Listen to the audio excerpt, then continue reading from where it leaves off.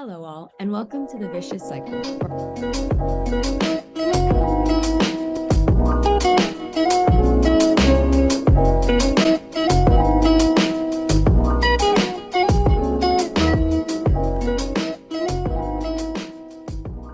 For all things health and wellness. It is December 4th, and we are currently recording this via Zoom.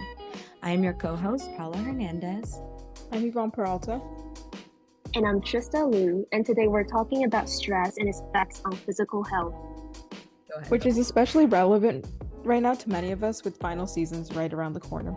So this topic is interesting because we often hear about how our physical activity can help reduce stress, but we tend not to hear so much about the other half of the cycle, which is how stress impacts our physical health. Exactly. I think it's so relevant right now, especially with final seasons. But anyways, what is stress? Well, according to this article by Pauline Beljoon, stress is generally defined as any stimulus that may create a challenge to homeostasis of an organism. So the body normally responds to the stimuli by activating the autonomic nervous system, which results in the rapid release of noradrenaline in the brain, which is like a hormone in the brain. And it also releases cortisol. So normally these stressors lead to only an acute activation of the dopamine system. And so this is obviously followed by a withdrawal response, which decreases the dopamine system activity. And this process is all driven by the amygdala, a part of the brain. But see, the problem is faced when the normal acute response is prolonged for extended periods of times, which is what we want to talk about. And this is referred to as chronic stress. So the hormones released, as mentioned earlier, we experience during times of stress. And these are all part of an evolutionary adaptive response system that in the past helped us in life-threatening circumstances, such as escaping predators or just any fight or flight situations. However, as research shows, many stresses that students face nowadays, such as exams, deadlines, and just daily life, elicit a very similar response. Oh my gosh, yes. Don't even get me started on exams. I am definitely feeling the stress. But what's the difference between a healthy stress that comes from a stressor and the stress that we're talking about? Well, it's when these stresses become long term and not just a one time thing or something that gets elicited because of a short term stressor in your life, but it actually becomes something chronic. And so these long-term exposures, well, I'll let Yvonne tell you about that. Long-term exposure to these stressors, again, have a huge negative impact on a student's health and can hinder their performance in school, again, creating a never seemingly ending cycle. That's very interesting. Actually, in my research, I found that one of the most impacted groups that face chronic stress are due to minority stress, especially among sexual minorities.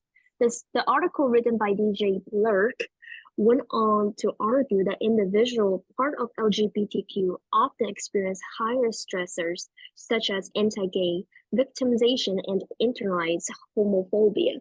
In 2012, a study conducted by Fredrickson Goldson on that LGBTQ participants reported a higher prevalence of disability than the heterosexuals, despite being younger and matched for health behaviors. They reported higher risk rates of arthritis, asthma, and frequent poor health.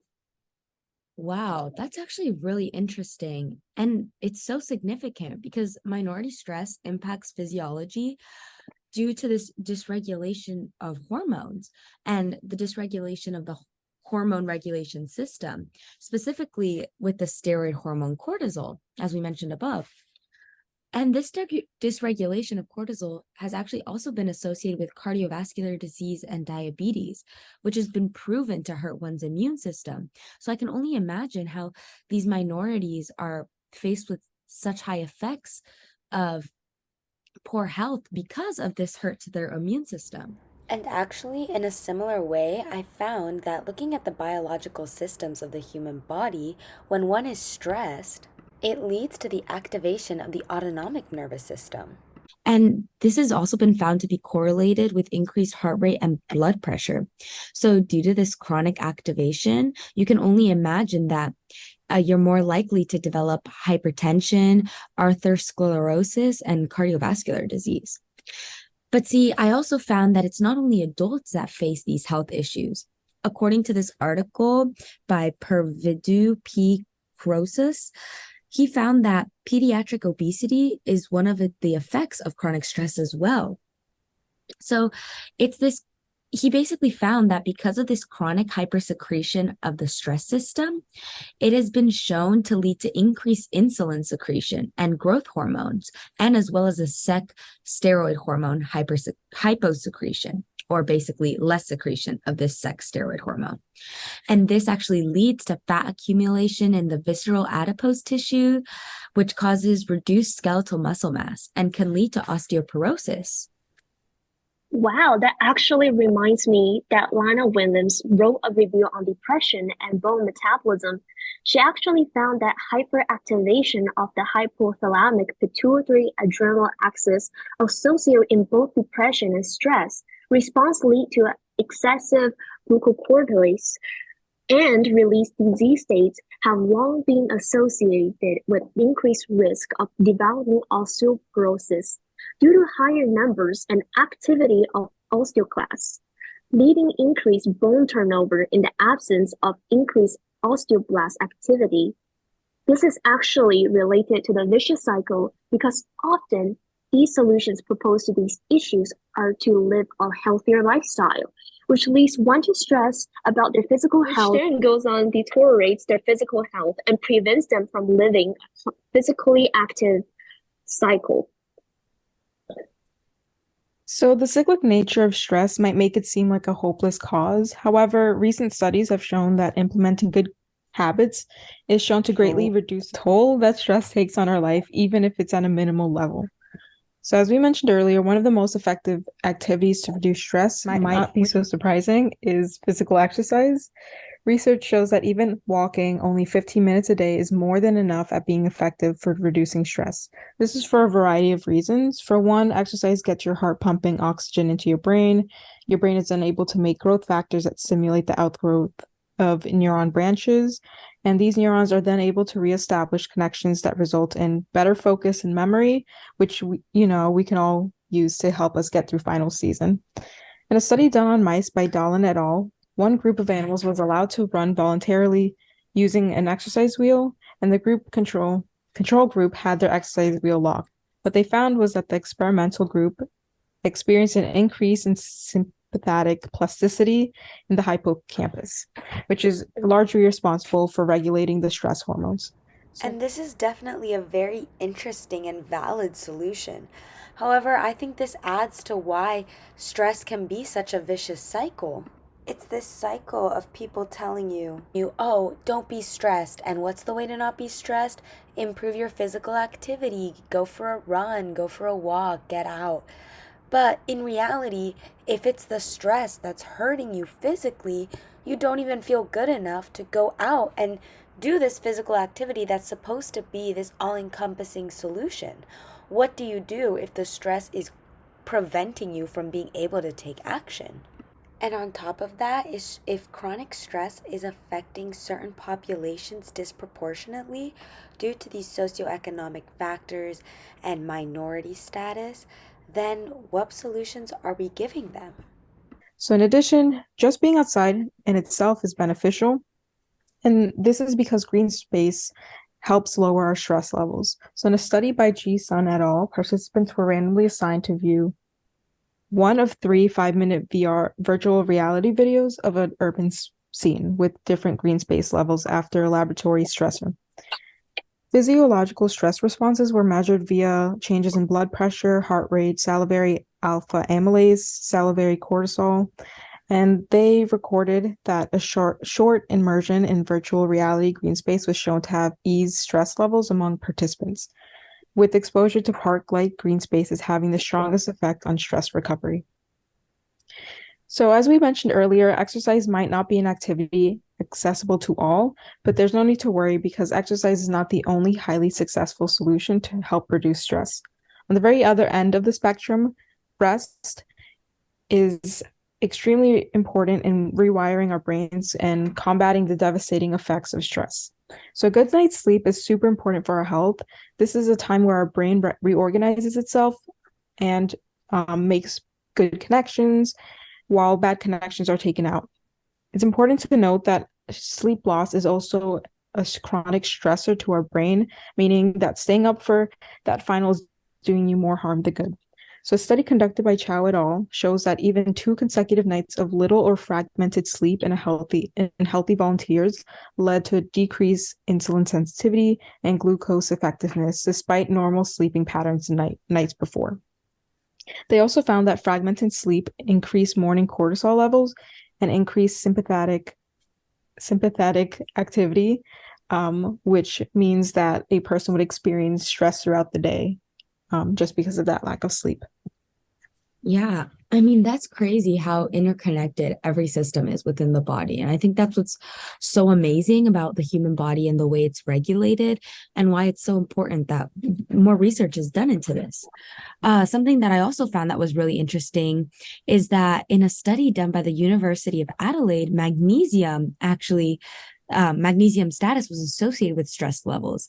Indeed, hypomagnesemia, which is basically the lack of magnesium in the body, was associated with stressful conditions such as photosensitivity headaches, fibromyalgia, chronic fatigue syndrome, audiogenic stress, cold stress, physical stress, amongst others.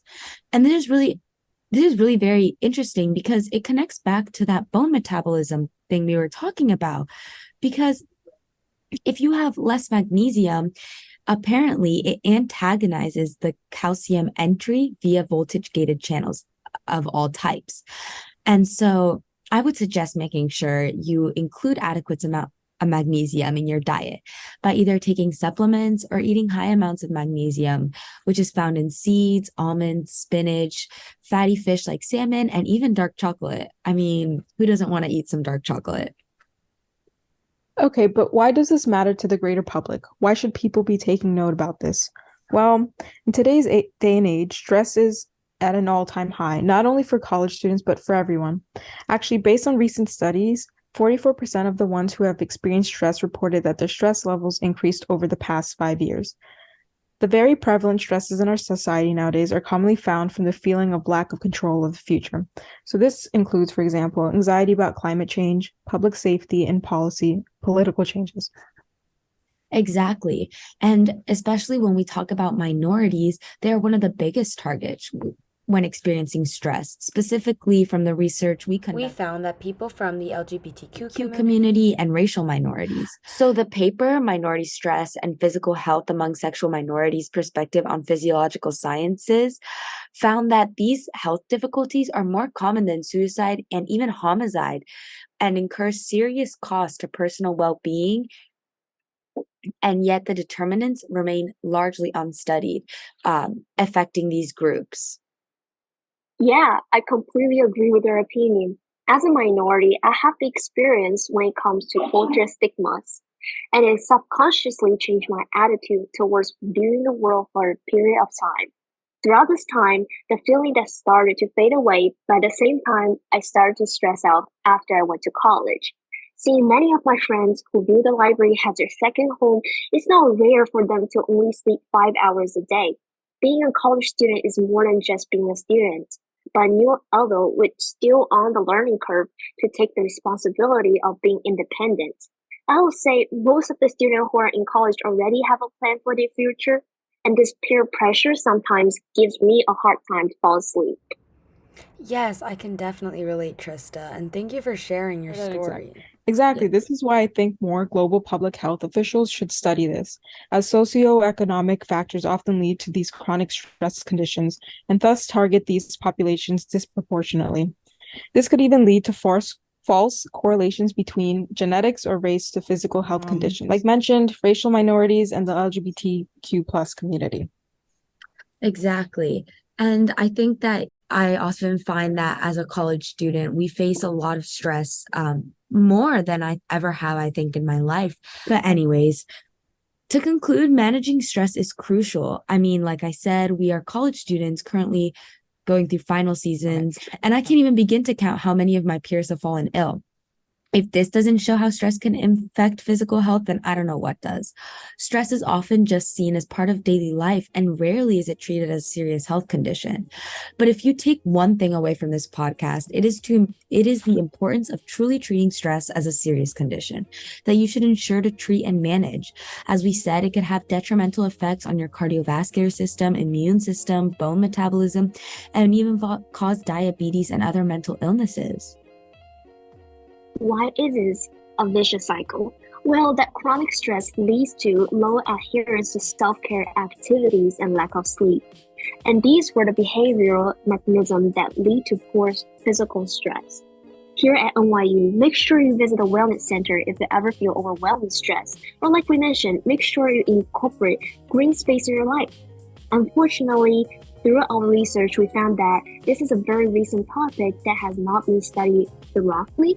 More research, we believe, is needed to account for new terms such as climate anxiety and to research the new effects of the stress of the pandemic and how that is influenced to our physical health as a global population. Exactly. And also, I think it's important to mention cultural differences in how stress is viewed. I mean, here in the United States, productivity culture can often become toxic as it romanticizes and even congratulates stress. I mean, how many times have you been part or even overheard someone say, I only got X amount of hours sleep last night finishing some project, and someone respond, well, I haven't slept more than 2 hours all week. I'm sure you've been part of that type of conversation. But if you think about it, the United States also has one of the highest rates of cardiovascular disease. So that just leads me to wonder, how are these correlated? Are they correlated? Lastly, I really wonder, why are younger generations so stressed and what has caused this shift? Or is it just that recently people have started talking about this publicly? Yeah, I totally agree. We really need to take a preventive approach and translate effective interventions for physical health into routine clinical practice. Advocate to ensure that people affected by mental health disorders receive the appropriate medical assessments and treatments when indicated, and develop more effective, safe, and acceptable interventions that can be delivered across the continuum of mental health disorders. Yeah, and on that note, we'll stay relaxed, take time to breathe, and we'll see you next week on The Vicious Cycle. Make sure to leave us a review and let us know what topics you'd like to hear about next. Bye!